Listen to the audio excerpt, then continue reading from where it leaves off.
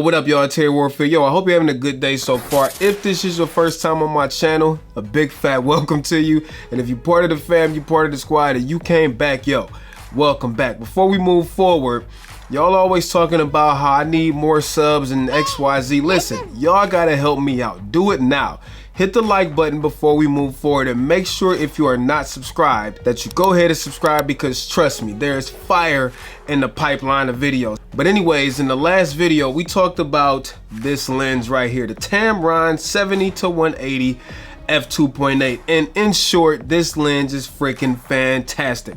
I'll put the link up there in the description for you to go watch it after this video, of course, because you ain't leaving off of this video to go watch that video. And of course, in typical fashion, a lot of y'all were like, well, Terry, what about the Sony 70-200 f2.8? And I told y'all in that video I did not have the Sony 70-200mm f2.8, but enough of y'all commented about it, which made me put in a phone call to my folks over at Sony, and they were nice enough to also send me over the highly revered 70-200mm f2.8 G Master on loan. So big thank you to Tamron and also Sony for sending these lenses over to me to test out. So since we got both in-house, I'm gonna go ahead and talk some comparisons. Now, this is not gonna be your typical spec driven comparison, because some of y'all said that in the comments too.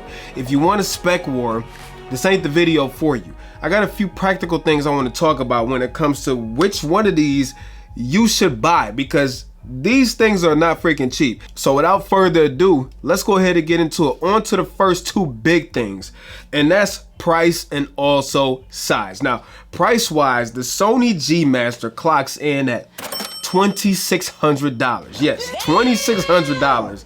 And the Tamron 70-180 f2.8 clocks in at $1,200. So the Sony is over double the price of the Tamron. Just keep that in mind, because we're going to talk about that a little bit more towards the end of this video. But yes, a huge price difference when it comes to these two lenses. Now, obviously, the next thing are the differences in how they look and feel. So we'll spend a little bit of time on that. Now, I guess let's start with the G Master, right? What are you getting for that $2,600? First of all, this thing is a beast.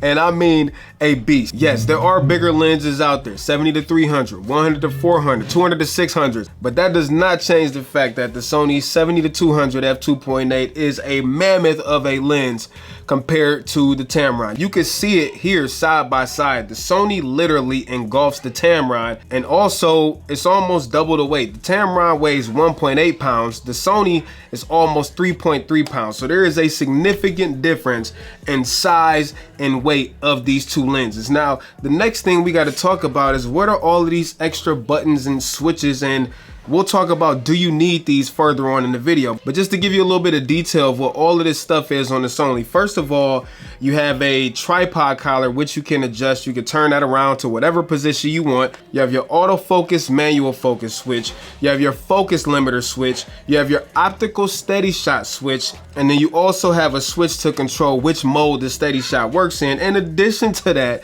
you get 3 focus hole buttons. And by the way, these are customizable buttons on the 70-200 G Master. And of course, it's weather sealed. Moving over to the Tamron, you kind of see that it's kind of a no frills lens. It's got nothing on the outside except for an external lock switch to lock the barrel. There are no buttons, no switches, no stabilization, none of that stuff, which we'll get more on that in a second. But all in all, like, there's a huge difference walking around with these two lenses. The Tamron is pretty friendly to tote around and take pictures with. I'm not implying that it's a small lens, because it is a substantial lens. But the Sony, this bad boy right here, yo, this is like a bazooka, like a rocket launcher. And that's something that you need to consider when making your purchasing decision. It's a huge difference. Also, to add before we move on, the Tamron has a 67mm filter thread. The Sony has a 77mm filter thread. So also huge difference in just the thread size alone. This is a much more substantial lens. So with that being said, let's move on to the meat and potatoes. And by the way, make sure you drop a like if you have not done so already. I really appreciate it. Let's talk about autofocus real quick. And like I said, I'm not gonna spend a lot of time on autofocus because I've been using both of these literally for like the last week and a half. And the reason why I'm not gonna spend a lot of time on autofocus is because I can't tell the difference when it comes to autofocus accuracy, performance between these two lenses. And it's crazy because the Tamron is much newer than the Sony. The Tamron is literally newly announced. The Sony came out, I think, back in 2016. So this is 4-year-old technology. This actually has an SSM motor plus one of their linear motors in here. And this one has 2 VXD motors in here, which at the end of the day, all of that scientific crap out the way. Both lenses work well, they work fast. I don't see any major performance issues with either. For the majority, no matter whether I'm shooting portraits or whether I'm shooting little kids running around, like neither one of these lenses have missed a beat. So if autofocus is important to you, trust my word and rest easy that both of these lenses perform super well when it comes to autofocus. The only thing I have to say is, like I said in the last video with the Tamron, I'm not able to go test like sports or race cars or anything like that because of social distancing and all that stuff, but just trust my word on the autofocus. Now let's hop on this computer and take a look at some actual real world examples of the Tamron versus the Sony. Okay, so I got these images pulled into Adobe Lightroom, and the first thing I want to show you is the difference between 180 millimeters and 200 millimeters. So right here I have a picture of this dog that was at a local park, and I was like, oh yeah, he ain't moving, so this should be good. It was a lot easier for me to take a picture and get a sharp result. So 200 millimeters right here. This is the Sony G Master at f2.8 at 200 millimeters. This right here is the Tamron f2.8 at 180 millimeters. So again, 200, 180. 200, 180, 200, 180. Is it a big deal for me? No. I could easily just take a step forward, maybe punch in a little bit closer in post. I get it. Some people do want that extra 20 millimeters, but for me, it's not a big deal not having that 20 millimeters, which we'll go back to that in a second. But as you see, both lenses look amazing. I got a few samples here to show you. So let's talk about the Tamron first. This is at f2.8, which I did on purpose. I wanted to shoot both of them wide open so you have an idea of wide open sharpness, because typically that's where lenses struggle the most. Also, I wanted you to have an idea of how the background blur looks. So this is the Tamron, like I said, at 180 millimeters at f2.8. And if we punch in, you can see this is freaking tack sharp, man. Like even if we go closer, I can see all of the little fine, minute details all around this image. I mean, it's amazing. Now, am I comparing things like corner sharpness? No, because the average people using these lenses are not using these lenses for like architecture or landscape photography. Most people are using them for some type of sports or action or portraits, or as just a general purpose solid f2.8 zoom lens. So I don't really think corner sharpness is as important as it is on like a wide angle lens, because the dynamic of the lens is different. But again, if we move in and just look at all the detail here, it's freaking crazy. Now let's go over to the Sony at 200 millimeters. Obviously the field of view is different, but same thing with the Sony. The sharpness is crazy. The background blur is beautiful. Like if I had to put these two lenses side by side and somebody made me pick, I would not be able to tell the difference in the sharpness and color rendition and background blur out of either one of these lenses, because both of them are amazing when it comes to image quality. And before we move forward, one more example. This is 180 millimeters on the Tamron. This is 200 millimeters on the Sony. So, I mean, you can see what the difference is. If it's a big deal to you, I don't know. It's not a big deal to me. Let's get on to the next part of this test, which is stabilization. All right, y'all, so my bad if it's kind of windy out here, but what I'm about to do is show you no steady shot versus steady shot. So I'm gonna run this test a few different ways. Right now, I'm holding the A7 III with stabilization turned off and the Tamron zoomed all the way into 180 millimeters. And I'm trying to hold this bad boy as steady as possible. And as you can see, without steady shot at 180 millimeters, yo, every single movement, like every minute movement is magnified.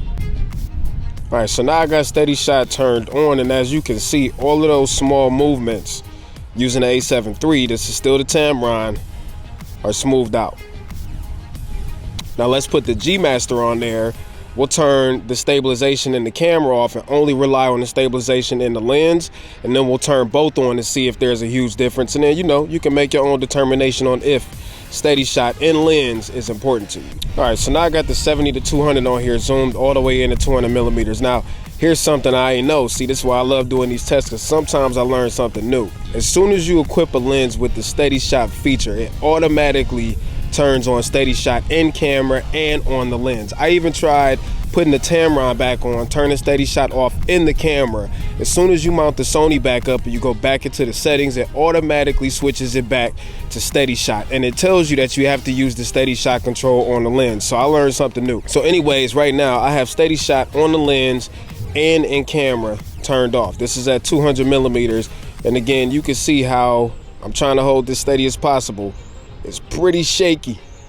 Let's go ahead and turn steady shot on the lens using the switch on the lens. Honestly, to me, it looked the same as when I had the Tamron on here. This is where steady shot comes into play.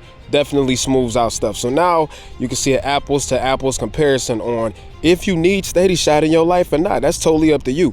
So now that that's out the way, I want to talk about these two lenses, because I'm gonna be honest, if you ask me, these, besides the fact that they're both 70-200 is zoom lenses and f2.8, that's where the similarities stop. I don't think they're marketed at the same type of customer. So while I understand the comparisons, I don't think it's fair. The G Master is obviously geared towards a more professional type user, right? The G Master is professional first, can be used in the hands of a consumer, where I feel like the Tamron is a more prosumer lens that can be used in a professional capacity in some situations. There's all the little small things that the G Master offers that the Tamron does not offer. The tripod collar, the multiple switches and modes that this lens offers, 3 focus hole buttons, even the lens hood has a hole in it for you to turn like your ND filters and your circular polarizers and stuff, whereas the Tamron doesn't have that. So yes, this is $2,600 and this is $1,200, but I honestly think that they're marketed at two different types of people. I mean, yeah, performance wise, they're neck and neck. Optical quality, autofocus speed. For real, the Tamron has its advantages. You know what I'm saying? It's smaller, which a lot of people will probably prefer. It's even got that special mode where you can get a lot closer to your subject to get like a macro-ish type picture, where you can't get that with the G Master. However, the G Master has a ton of stuff going for it, especially for pros that matter. So the question that you really need to ask yourself when considering the 70-180 or 70-200 lens, what are you using it for? You know what I'm saying? If you're using it for family sports, family portraits, maybe, you know, professional portraits and stuff like that, and you don't want to break the bank, the 70-180 is a very, very attractive offer. You know, I don't have like an A7R4 to at least see if the Tamron can match the resolving power of the Sony, because this is one of Sony's sharpest lenses. But at least on the A7 III, under all of the circumstances that I put both of these lenses through, I can't tell the difference optically, and the autofocus systems on both are literally neck and neck. So for me, like, which one would I buy? I'm not into a lot of sports photography. I do like nature photography and stuff like that. So yeah, the extra 20 millimeters could come in handy, but I also think that the size advantage that this offers, the cost advantage that this offers, I can save a ton of money and maybe get one of Tamron's other lenses, maybe get some type of other gear. I can almost get 2 other Tamron lenses, that 28-75 and that 17-28, all 3 lenses for a little bit more expensive than one G Master. I think each lens is amazing in their own right. I don't think it's really fair to compare them directly, because they're in 2 totally different price categories and 2 totally different feature set categories. If both of these were $2,400, then we have a conversation. But the fact that this is $1,200, the fact that this is $2,500, I don't think it's fair to compare them directly. I think this lens is going to be better for people who plan to use this lens in a more professional type environment, who would benefit from steady shot and focus limiting and all of that stuff, who would benefit from the tripod collar, who doesn't mind the size of one of these. And I'm willing to bet you, if you're considering this lens, you probably got other telephoto lenses, so the size probably won't be a big deal. I think this lens is much better for people who don't want to break the bank, who don't want to carry around a huge lens, and who don't need all of those extra features that the G Master offers. However, they want a solid, sharp, reliable, fast focusing, weather sealed 70 to 200-ish type option. For me, if I had to spend my own money for the things I would use these type of lenses for me, I think the Tamron will probably be more up my alley, but I could totally understand and I could totally see how the next person would possibly want the G Master and not the Tamron, even though it is much more expensive. So woo, we talked about a whole lot today. I hope I did not bore you. I hope this video helps with your buying decision. I really do. Let me know what y'all think in the comments. Which one you think will be a better buy for you? Do you already own a G Master? Did you get a Tamron? Did it get delivered? Are you thinking about one or the other? Let me know in the comments. As always, man, like I said, I hope y'all enjoyed this video. That's all I got for you today. Peace and chicken grease. I'm out. Terry Warfield. Peace.